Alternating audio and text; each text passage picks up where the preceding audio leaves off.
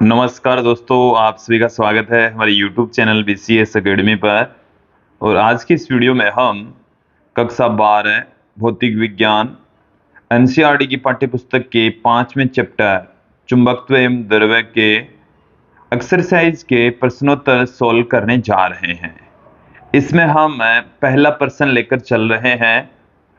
देखिए क्या है कि भू चुंबकत्व संबंधी निम्नलिखित प्रश्नों के उत्तर दीजिए। इसमें हमें कुछ पार्ट्स दे रखे हैं। पहला पार्ट आप देखेंगे कि एक सदिश को पूर्ण रूप से व्यक्त करने के लिए निम्न 3 राशियों की आवश्यकता होती है। उन 3 स्वतंत्र राशियों के नाम लिखिए जो परंपरागत रूप से पृथ्वी के चुंबकीय क्षेत्र को व्यक्त करने के लिए प्रयुक्त होती है।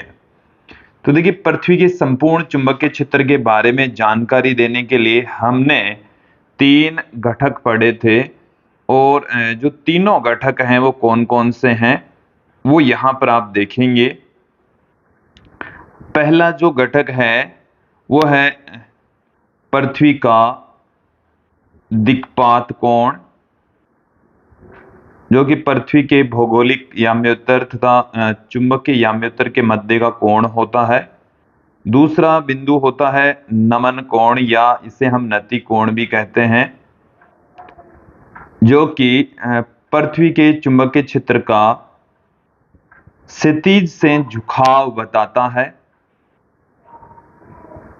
और तीसरा जो पार्ट है वह है पृथ्वी के चुंबकीय क्षेत्र का क्षितिज घटक।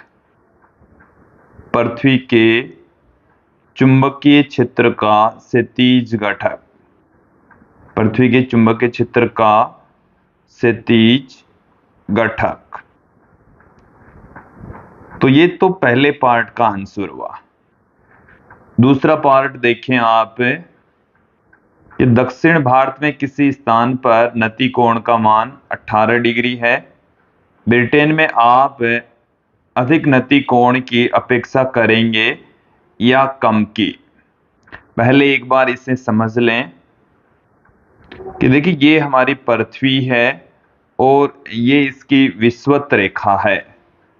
और हम ये जानते हैं कि विषुवत रेखा पर जो नति कोण है इसका मान होता है 0 डिग्री तथा ध्रुवों पर इसका मान होता है 90 डिग्री। जब आप विषुवत रेखा से ध्रुवों की ओर चलते हैं, विषुवत रेखा से किधर चलेंगे? ध्रुवों की ओर चलेंगे, तो जो नति कोण का मान है वो बढ़ता जाएगा। अब हम आपको बता दें कि विषुवत रेखा के नजदीक यहां पर भारत मौजूद है, इंडिया मौजूद है, और इससे भी उत्तर दिशा के अंदर ब्रिटेन मौजूद है। तो ब्रिटेन में जो एंगल होगा नति कोण का मान, ब्रिटेन वाला जो नति कोण है वो भारत वाले नति कोण से अधिक होगा। It means 18 degree centigrade, 18 degree से ज्यादा होगा। क्लियर? तो ये तो था बी पार्ट का आंसर। फिर देखिए, यदि आप ऑस्ट्रेलिया के मेलबर्न शहर में भू चुंबकीय क्षेत्र रेखाओं का नक्शा बनाएं तो ये रेखाएं पृथ्वी के अंदर जाएगी या बाहर? तो देखिए, मेलबर्न जो शहर है वो पृथ्वी के दक्षिणी गोलार्ध में है। यहां पर मेलबर्न शहर मौजूद है जो कि ऑस्ट्रेलिया में स्थित है। ये भौगोलिक दक्षिणी ध्रुव की ओर मौजूद है, भौगोलिक दक्षिणी ध्रुव में मौजूद है।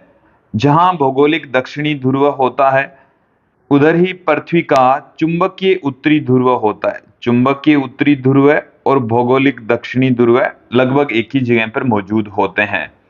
तो चुंबकीय उत्तरी ध्रुव होने के कारण से चुंबकीय क्षेत्र रेखाएं यहां से बाहर आएगी।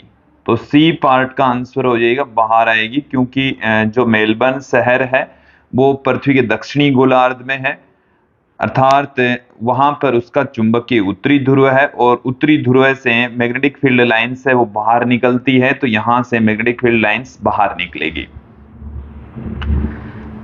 डी पार्ट देखेंगे कि एक चुंबकीय सुई दो ऊर्ध्वाधर तल में घूमने के लिए स्वतंत्र है।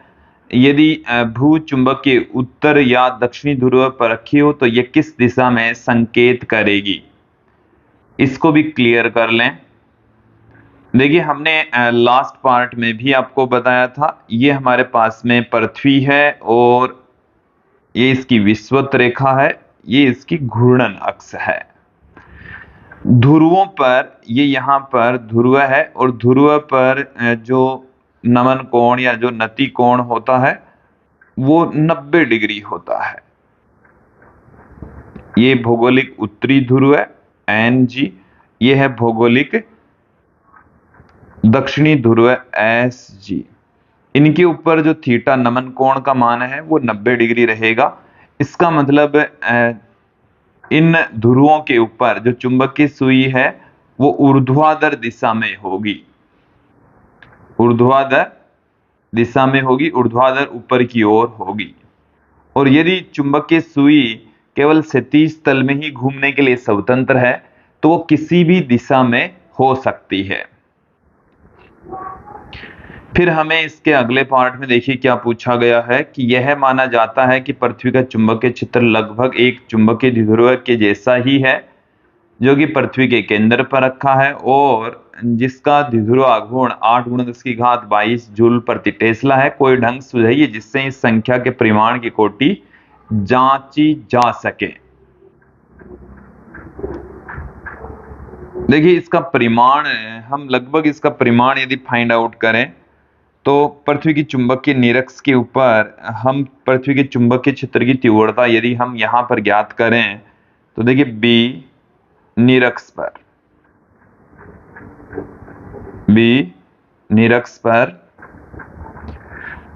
पर चुंबकीय क्षेत्र की तीव्रता μ0/4π m/r³ होती है। यहां से हमें m की वैल्यू दे रखी है, निरक्ष पर चुंबकीय क्षेत्र की तीव्रता हम ज्ञात कर लेते हैं। तो देखिए 10⁻⁻7, m की वैल्यू 8×10⁻22, फिर रेडियस ऑफ अर्थ 6.4 × 10⁻6 का क्यूब। और विद्यार्थियों हम आपको बता दें कि यहाँ पर यदि इसको हम कैलकुलेट करेंगे तो हमारे पास में चुंबकीय क्षेत्र का निरक्ष पर लगभग जो मान है वो हमें प्राप्त हो जाएगा और ये हमें 0.31 गाउस प्राप्त होता है जो कि इसके प्रायोगिक मान के बराबर है। ये जो वैल्यू हमें प्राप्त हुई है वो इसके प्रायोगिक मान के लगभग बराबर हमें प्राप्त हुई है। इस क्वेश्चन का अंतिम पार्ट यहां पर आप देखें कि भूगर्भ शास्त्रियों का मानना है कि मुख्य NS चुंबकीय ध्रुवों के अतिरिक्त पृथ्वी के सतह पर कोई अन्य स्थानीय ध्रुव भी है जो विभिन्न दिशाओं में विन्यासित हैं। ऐसा होना कैसे संभव है? तो देखिए इसे भी आप क्लियर कर लीजिए कि पृथ्वी एक चुंबकीय क्षेत्र है, बहुत बड़ा एक चुंबक की भांति है। इस तरीके से पृथ्वी एक चुंबक की भांति है और इसमें से जो मैग्नेटिक ये इस तरीके से बिहेव कर रही है जैसे इसके सेंटर में, इसकी क्रोड में कोई चुंबक रखी हुई हो। तो पृथ्वी के सरफेस पर या जो पृथ्वी के पृष्ठ के नजदीक यदि कोई भी छोटी मोटी धातु के टुकड़े यदि यहाँ पर पड़े हैं तो ये धातु के टुकड़े भी क्या हो जाते हैं, इनसे चुंबकित हो जाते हैं और चुंबकित होने की वजह से एक विभिन्न दिशाओं में विन्यासित हो जाते हैं। तो स्थानीय ध्रुव पॉसिबल है, स्थानीय धात्विक चट्टानों में ऐसा संभव है, चट्टानों में संभव है। अब देखो एक बात आती है कि भाई ध्रुव तो बन सकते हैं पृथ्वी के चुंबकीय क्षेत्र के कारण से ही। ये स्थानीय ध्रुव किस वजह से? पृथ्वी के चुंबकीय क्षेत्र के कारण से, पृथ्वी के चुंबकीय क्षेत्र की वजह से ही ऐसा हो पाता है। लेकिन ये विभिन्न दिशाओं में विन्यासित क्यों है? क्योंकि पृथ्वी का चुंबकीय क्षेत्र समय के साथ में बदल रहा है, क्योंकि पृथ्वी के चुंबकीय क्षेत्र की दिशा, चुंबकीय क्षेत्र की दिशा कई सौ वर्षों के पश्चात, कई सौ वर्षों के पश्चात चेंज होती है, चेंज होती है। इसलिए कई जो चुंबकीय ध्रुव बन गए हैं धात्विक चट्टानों में, वो उसी तरीके से ही मौजूद रहेंगे। तो ये था पहला क्वेश्चन।